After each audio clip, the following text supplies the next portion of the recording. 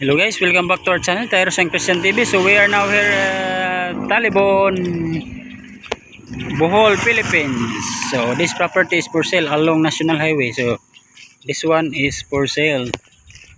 So you have this boundary. And this is already sold. This one from that post going here.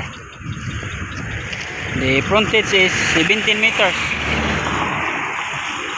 This one, this is along highway going to town proper. Here is the boundary. This one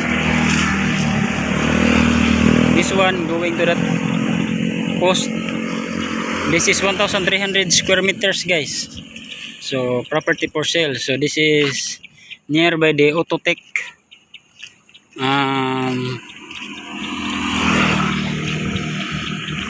auto supply and maintenance.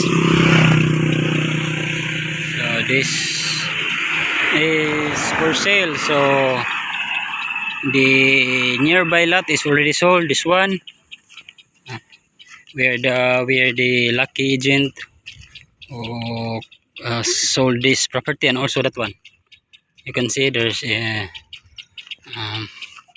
feeling of the earth soil over there. So that's part. So as you can see, that's a Autotech. This is going to Itafe, and then this is going to Talibon. So this is around like 700 meters from Talibon Integrated Terminal.